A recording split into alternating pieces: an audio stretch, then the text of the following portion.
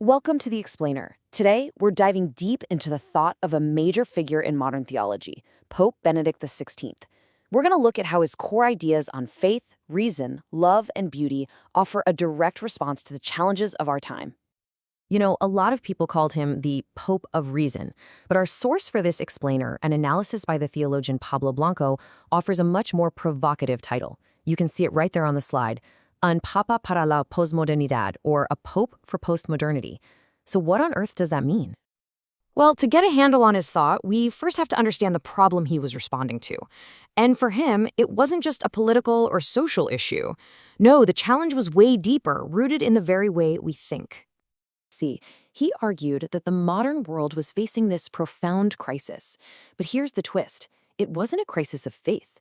He said it was a crisis of reason itself. He saw a culture that had started to distrust its own ability to know what is actually true. And this led to his most famous phrase, right? The dictatorship of relativism. It's this idea of a world where the only certainty is that there are no certainties. So where did this come from? Benedict argued it came from a kind of reason that had become dangerously small and narrow. Okay, and this slide really breaks it down. He made this sharp contrast between what he called an open reason, one that wrestles with the big questions of meaning, ethics, and God, and a purely technical reason, which only cares about what's measurable and useful. The first one asks why, the second one just asks how. And when that second kind of reason is left completely unchecked, well, the consequences can be devastating. And for Benedict, this wasn't just some abstract philosophical game. Not at all. He really echoed the feeling of Goya's famous painting, which says, "The sleep of reason produces monsters." I mean, think about it. For Benedict, the horrors of the 20th century, Auschwitz, Hiroshima, these were the monstrous results of a powerful technical reason completely cut off from ethics, from faith, from any sense of why. So that's a pretty bleak diagnosis, right? What was his response? It wasn't to reject reason. Nope. It was to expand it.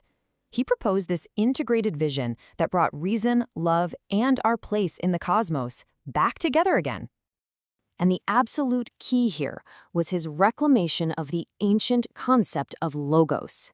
As the slide says, he argued that at the beginning of everything isn't chaos, but a divine reason that is also love. This logos gives the universe an inner logic, a grammar we can actually understand. And this expanded vision of reason also had to apply to the human heart. He took on one of our culture's most used and, frankly, abused words, love. He saw it trapped between two extremes, either just raw physical desire or a kind of sterile, disembodied spiritual idea. And this slide illustrates his solution perfectly. He argued that human, passionate love, what the Greeks called eros, is good and it's necessary, but on its own, it can become selfish. It needs to be purified and lifted up by agape, that divine, self-giving love. They're not enemies, they actually need each other to be whole. And this integrated vision just keeps building, connecting everything into one big picture. For Benedict, you couldn't separate the financial crisis from a lack of ethics. You couldn't separate concern for the environment from concern for human dignity. As he put it, our internal corruption leads to external contamination. It's all one piece. Now, moving from these big ideas, Benedict identified a very practical danger he saw creeping into modern religious life, this focus on nonstop action that forgets about contemplation. He argued that the true engine of change, the real motor of the Christian life, isn't found in endless meetings and projects.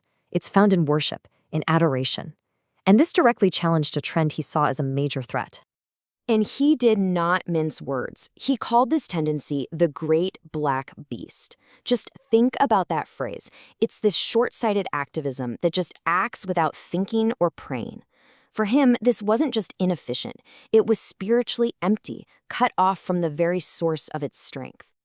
So, this focus on the spiritual core leads us to three things that, in his mind, could never, ever be separated: Christ, his church, and the persuasive power of beauty. And he directly confronted a slogan that's become really popular: Christ yes, church no. He basically argued that this is a false choice. For him, you cannot have an individualistic Christ detached from the community, the body that he himself founded. They are totally, inextricably linked. So if the church is so important, how does it communicate its message in a skeptical, postmodern world? For Benedict, the ultimate argument, the most convincing thing, wasn't a philosophical proof. It was an encounter with beauty. And he loved to tell this one story to illustrate it. The story goes that back in the 10th century, Vladimir of Kiev wanted to find a true religion for his people. He sent his envoys all over the world, but they came back totally unimpressed by what they saw among the Muslims, the Jews, and the Western Catholics. But then they arrived in Constantinople.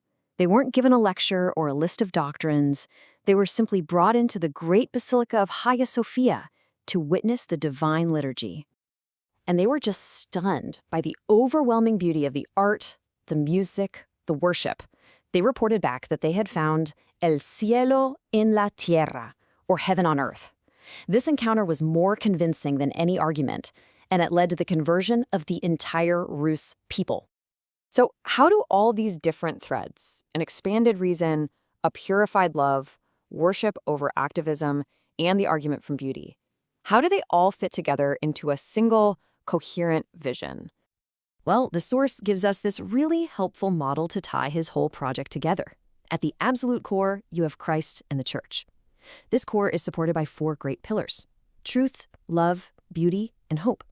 And we engage with all this through 4 corresponding human attitudes: our reason, our heart, our capacity for adoration, and our relationship with creation. It all comes together to show his ultimate goal: to offer a coherent, integrated response to a fragmented postmodern world. It's a vision where faith and reason, love and truth, art and ethics aren't in conflict, but are all partners in one grand, meaningful symphony. And this leaves us with a final question. In our own age, which is so often defined by polarization and that purely technical kind of reason, does this Pope for postmodernity offer a compelling path forward for us today? That's something we're thinking about.